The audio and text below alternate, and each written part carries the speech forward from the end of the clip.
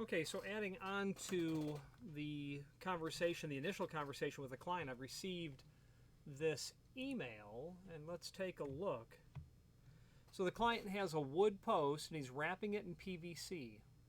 Okay, so he's going for a particular look, I imagine, with the PVC, probably white to match his fence, the whole 9 yards, or the facade of the house.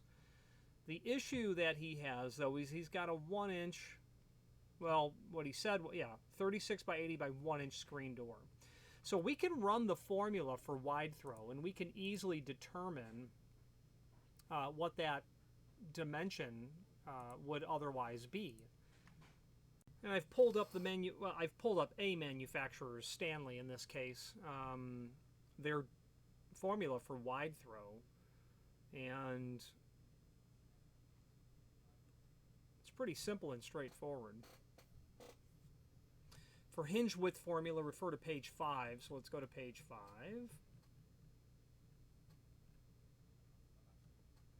So it's door thickness minus backset times 2. Is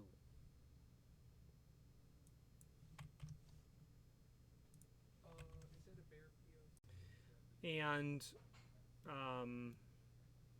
so let's look at this. So door thickness is 1 inch minus backset. Let's assume that there's going to be a 1/4 inch backset. And what is meant by that is, here's his 1-inch door. Okay. But when he mortises it for the hinge, it's really going to look like this.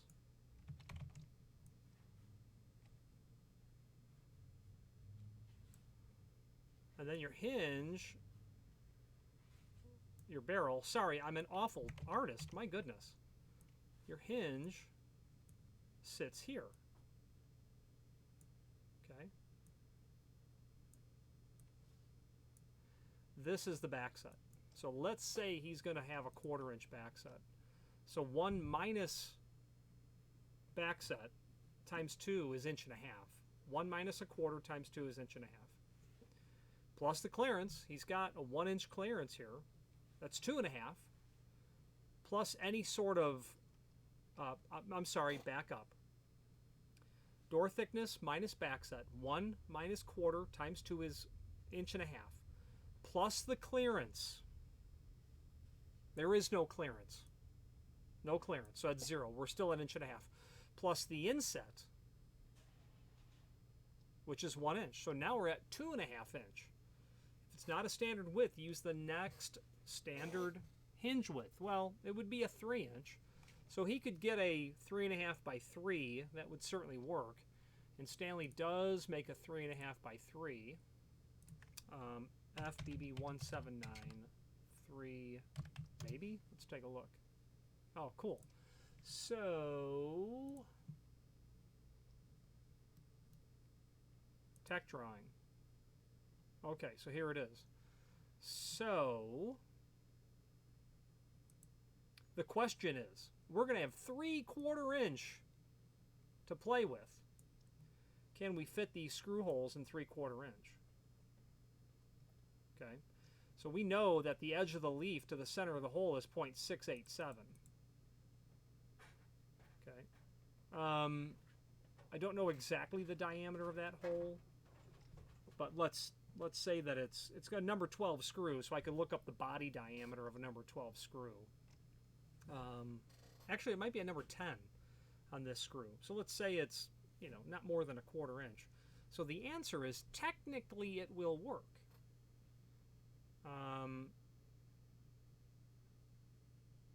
In the sense that you can get out here and get to 1 inch. The problem is his back set. So I think what the trouble is going to be is the client's going to need to run that hinge leaf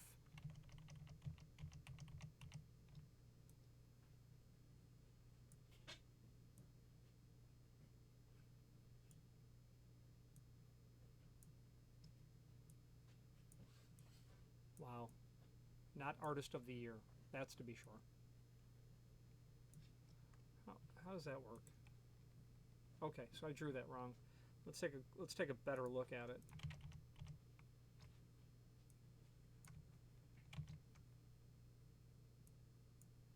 I am reasonably proficient in AutoCAD when it comes to this stuff, so it makes it even worse. I don't have an excuse for being so sloppy. So then his post is going to run to about here. So if he goes with a 0 back set on the hinge, you'll be able to fit that hinge on there. Because the edge of the leaf, you know, let's add, well, let's not guess. Bear with me one moment.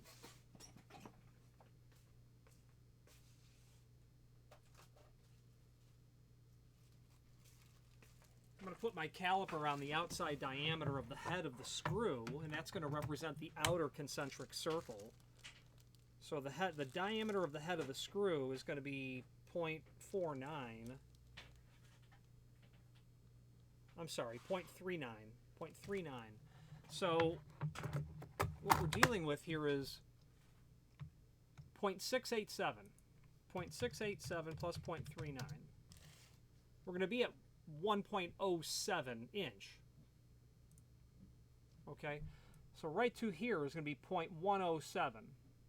So basically 1 1/16. If the client can keep the screw very delicately away from the, you know, the edge of the door is going to come right to here, right in this area. So if that screw can be drilled in such a way, straight is what I'm trying to say, that he doesn't have any trouble with that. Breaching is what I mean. I'm saying that it's going to breach, then you won't have any trouble. The client might also consider biasing this hinge leaf off the back end. Maybe let it sit out here 1/8 at the most. Scooch it back here if you follow my meaning. Scooch is a technical term. Maybe take that hinge and run it back like this. That might not be the end of the world. To cheat that, so that when you put your screw in, you're not gonna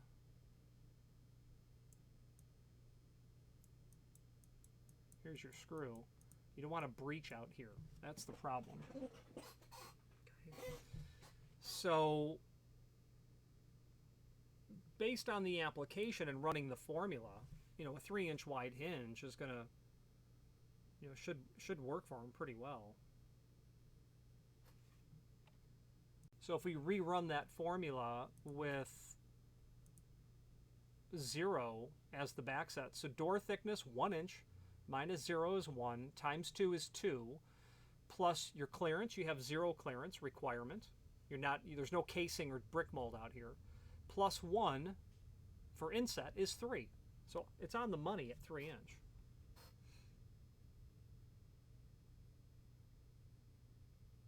So it's, you know,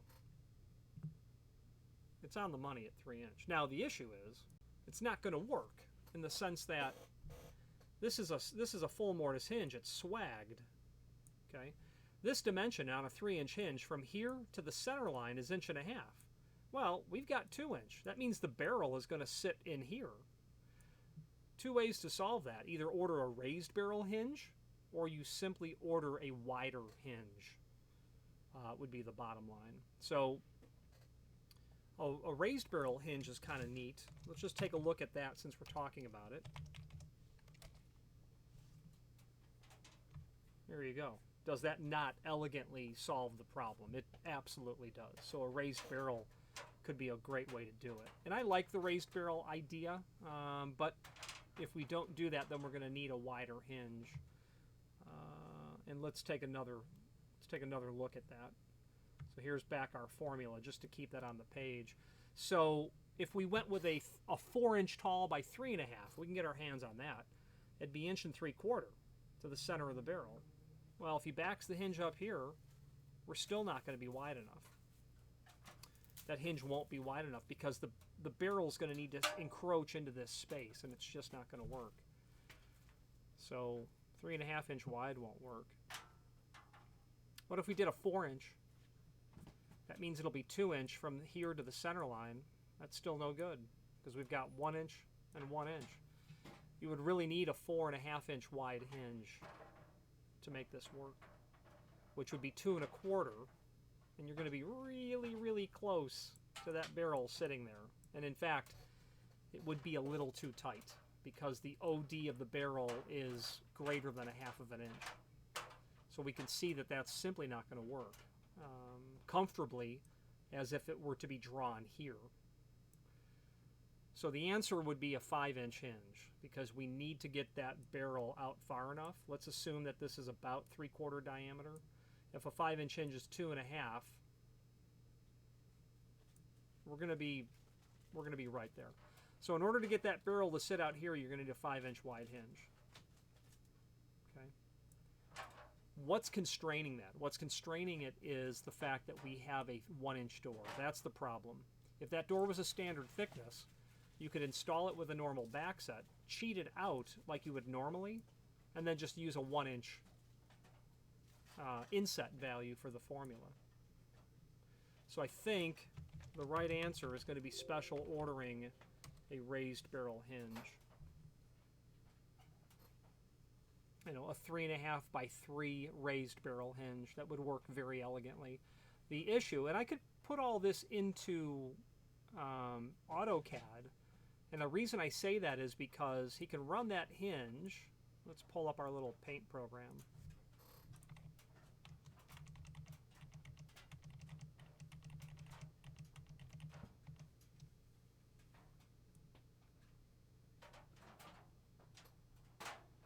That's the post, sorry.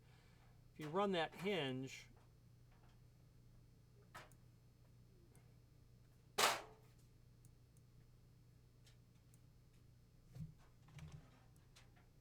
the issue is that the vertical axis of pivoting is only going to allow that door to go so far.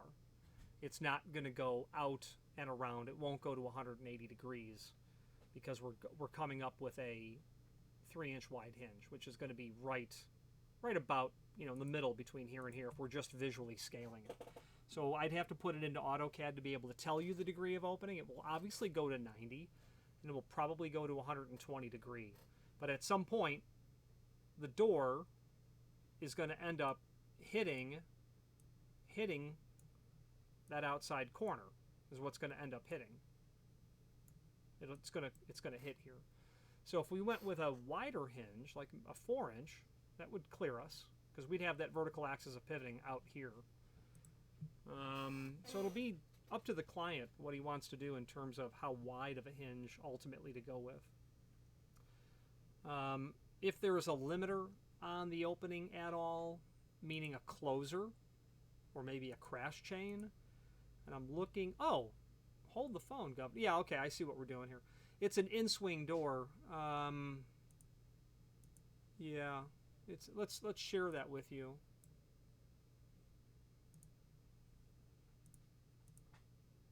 It's an in-swing door. I guess that's a picture of what we're trying to match. But here's the application. It's an in-swing door.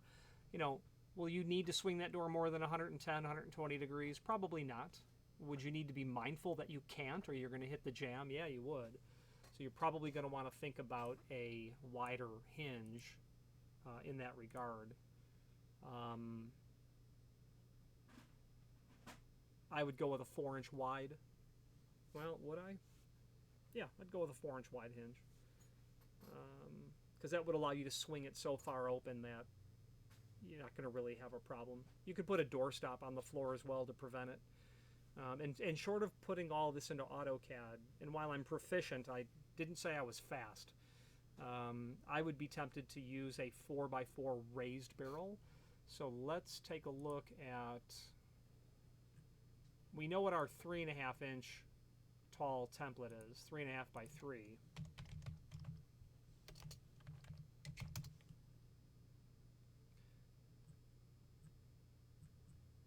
Let's look at a 4x4 template and see if we get into any trouble. Yeah, you can see that when we go to a 4-inch, now it's 0.75. So we're going to add a 0.39 to that. Yeah, we're going to be awfully close to breaching. That screw is probably going to be dreadfully close to breaching if the client doesn't cheat the hinge back here like I had said before. Half a 0.39, 0.1, 9.5.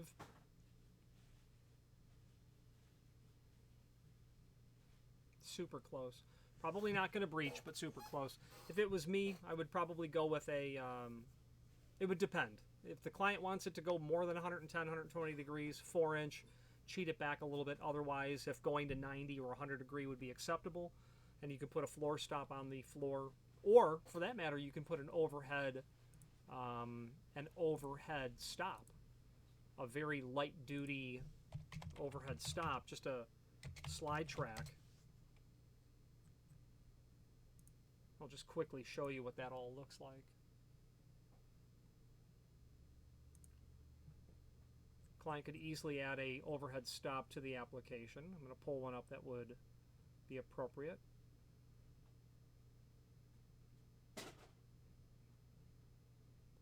You could do, well, you could do something that's mortised. That would be really nice.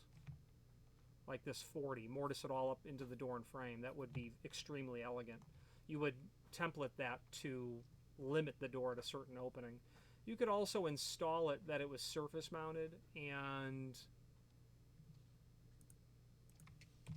I like Rixon's catalog for that because they show a flush transom bracket, and I don't know if the client has this condition, but let's take a look.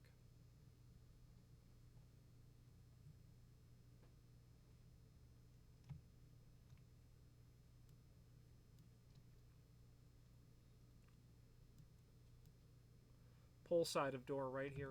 So you would surface mount a unit, then you'd have a special angle bracket manufactured. Method 5, reverse installation, pull side of the door. So we can install that on the pull side of his 5/4 is what the lumber he started out with. That would limit the door very appropriately. And you could also mortise these so you'd never see them like this. That would be great as well. Clearly from the photographs, this is a nice clean installation that the client's done for himself, and is, from what I would gather, probably sparing no expense to make it look as elegant as it does. So that would be my official recommendation on this. Probably 3.5 by 3 raised barrel. I would like to see an overhead concealed stop installed. And if that wasn't realistic and you wanted the door to swing more, I'd go with a 4-inch wide, and then cheat that hinge leaf back here. There we go. Hopefully that helps.